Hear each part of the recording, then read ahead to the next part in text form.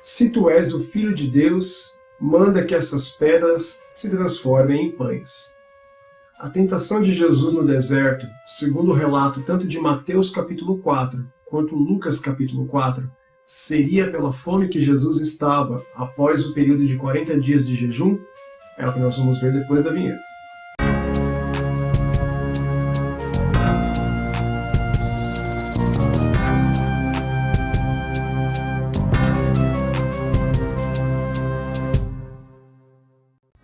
Olá, seja muito bem-vindo a este vídeo. Eu sou o Juninho. Se você é novo por aqui, eu quero te propor que você aguarde e assista esse conteúdo até o final e então faça um julgamento se você deve se inscrever para receber mais conteúdos, curtir o conteúdo desse vídeo e compartilhar com outras pessoas. Espera, assiste primeiro, depois você faz essa avaliação.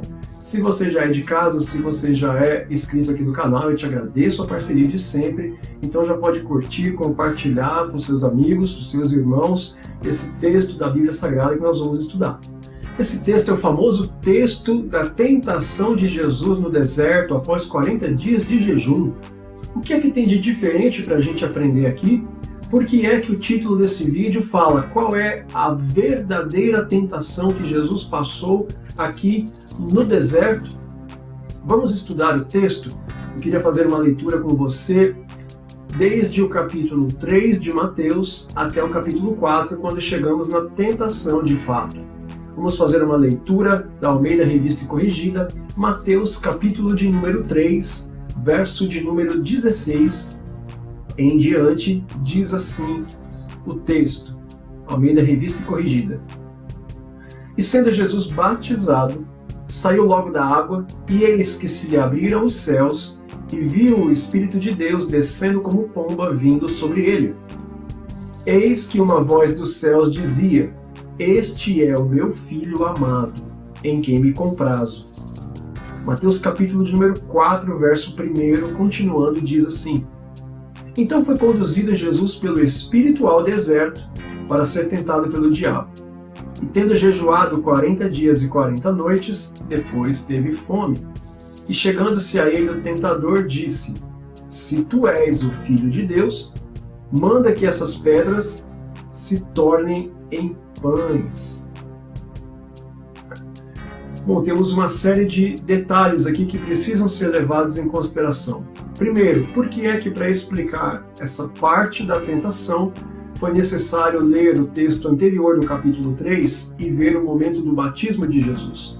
A primeira informação que nós precisamos ter em mente é que a Bíblia tinha os seus textos escritos de forma corrida e contínua dentro de um assunto. Por isso nós precisamos estudar uma ferramenta que chama-se perícope, que é quando o texto conversa com o próprio texto e ele faz considerações do contexto imediato, é o que o texto diz logo antes ou logo depois, ou contexto remoto, quando faz referência a situações anteriores, até mesmo fora do livro, para poder ser compreendidas.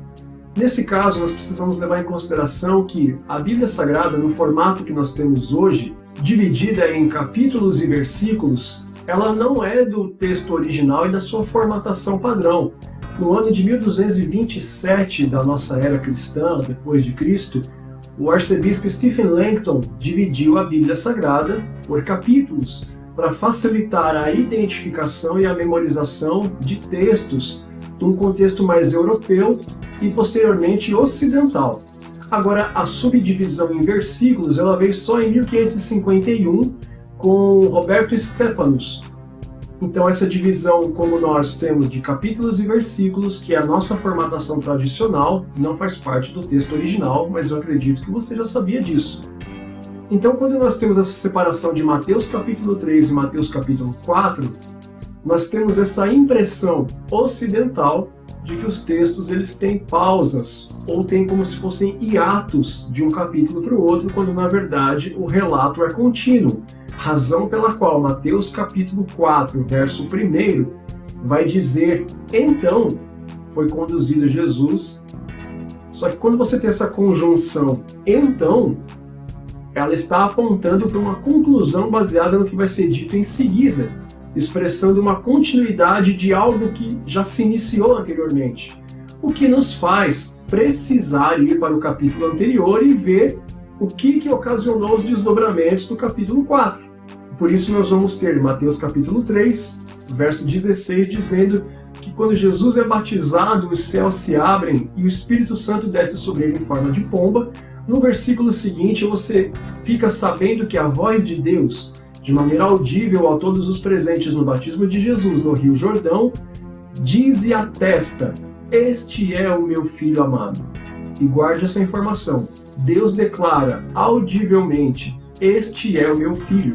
E aí você tem o começo do capítulo 4 que vai dizer: então, ou seja, após esses eventos do batismo, o que dá-se a entender que pode ser imediatamente após, tá? Após o batismo, Jesus é conduzido pelo Espírito Santo ao deserto para ser tentado pelo diabo. E aqui nós vamos entender qual é a tentação.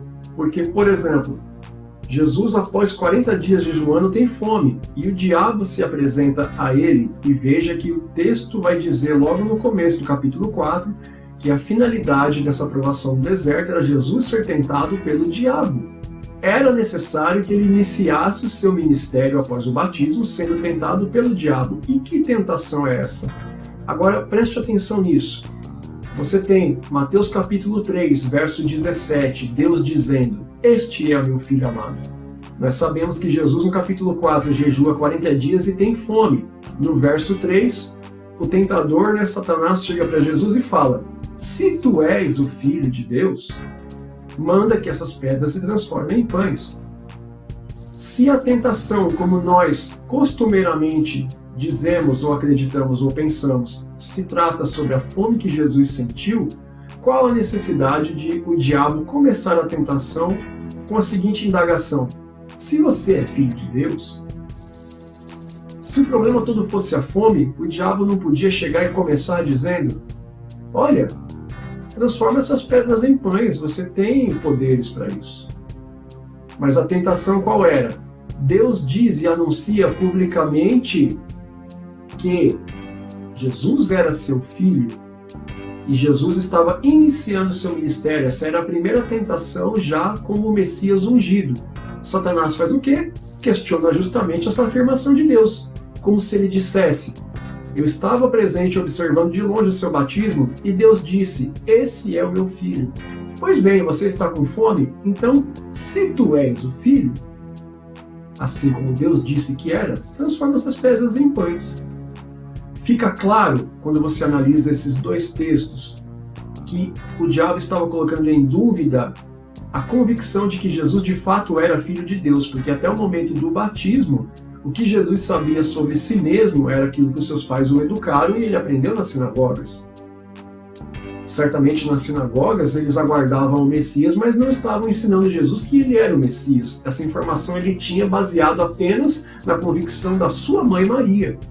E José, que o criou, acabou crendo porque teve a visita do anjo e reforçou a crença da sua mãe. Fora isso, quem mais sabia? Isabel? João Batista? Zacarias, pai de João Batista? Era um grupo de pessoas relativamente pequeno para sustentar a fé de Jesus, de que de fato ele era filho de Deus. Até porque Jesus se batiza com 30 anos e até então viveu uma vida de homem normal, por 30 anos de idade. Então veja, a tentação de Jesus não é acerca da fome, mas é acerca da convicção de que de fato ele era filho de Deus.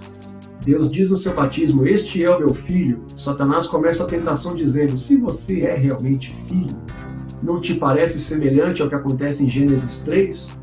Quando Eva responde à serpente: olha, Deus disse para não comermos desse fruto, porque senão morreremos. A serpente diz o quê? Foi assim que Deus disse que se vocês comerem desse fruto vocês vão morrer? Certamente vocês não vão morrer. O que é colocado em dúvida? A credibilidade daquilo que Deus disse. E essa é a tentação que muitos de nós enfrentamos em algum momento na vida, especialmente no ministério. Agora, para nós finalizarmos, veja a resposta de Jesus em Mateus capítulo 4, verso também de número 4. Jesus vai dizer assim: ele, porém, respondendo, disse: está escrito, nem só de pão viverá o homem, mas de toda palavra que sai da boca de Deus. A resposta de Jesus claramente faz referência a Deuteronômio capítulo 8, verso 3. Até aí nenhum problema. Jesus responde dizendo: está escrito. Só que tem uma informação do grego muito importante. Jesus fala, nem só de pão viverá o homem, referência aos pães que Satanás tinha mandado de transformar pedras em pães. Jesus ataca essa questão da fome. Mas ele responde sobre a convicção que ele tinha de que era filho de Deus. Porque ele vai dizer, mas de toda a palavra que sai da boca de Deus. Alguns dizem assim, nem só de pão viverá o homem, mas a palavra, a Bíblia Sagrada vai sustentar no lugar do pão. Não está errado, mas não é a aplicação textual. A palavra que quando Jesus ele diz toda a palavra que sai da boca de Deus, no grego aqui o palavra é rema, e ela conjugada remati. A palavra grafada, escrita, registrada é logos. Você tem logos e rema para a palavra em grego. Logos, palavra escrita, registrada, rema, palavra proferida, falada. Então qual é a resposta de Jesus à tentação?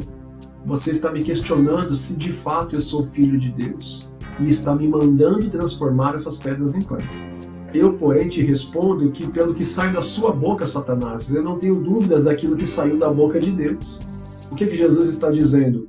O homem não vai viver só de pão. Eu até posso transformar pedras em pães, mas o que vai me fazer viver é tudo aquilo que Deus disse, rema, tudo aquilo que saiu da boca de Deus. Se Deus disse que eu sou filho, é disso que eu vou viver. Percebe que Jesus entende a tentação e tem convicção do que Deus falou? Então Satanás ouve Deus dizer que Jesus é filho. Satanás questiona, será que você é filho? Transforma essas pedras em pães. Como é que Jesus responde? Não estou preocupado com pães, eu tenho convicção daquilo que saiu da boca de Deus acerca de mim. Se ele disse que eu sou filho, o que saiu da boca de Deus equivale. Então eu sou filho, independente de você querer me questionar sobre isso. Percebe? Faz muito mais sentido. Jesus está dizendo então, se Deus disse que eu sou filho, não adianta você vir me questionar, eu tenho convicção do que saiu da boca de Deus. E eu não preciso viver de pães, eu vou viver daquilo que Deus disse que eu sou. Entende? Então a tentação de Jesus era, você tem convicção de que você realmente é filho de Deus, como ele disse? Percebe? Então isso para nós de aplicação serve. O que importa é tudo aquilo que Deus disse a teu respeito. O que importa é aquilo que Deus disse sobre você, quem você é, qual é o teu propósito. E essa é a tentação que muitas vezes nós enfrentamos. Ok, meus amigos? Nosso conteúdo é esse. Espero que tenha acrescentado a você, espero que você tenha gostado. Se você é daquele grupo de novos aqui no canal, então eu já peço, esse é o momento de você avaliar se esse vídeo vale a pena. Clica no curtir se você gostou, se inscreve para receber mais conteúdos. Compartilha com outras pessoas que podem achar interessante essa informação sobre a tentação de Jesus. Se você já é de casa, se você já é inscrito, eu te agradeço por mais uma vez estar aqui comigo. E eu quero marcar um encontro com você aqui para o nosso próximo vídeo de estudos, se eu posso contar com você. Então que Deus abençoe você, sua casa e sua família, em nome de Jesus.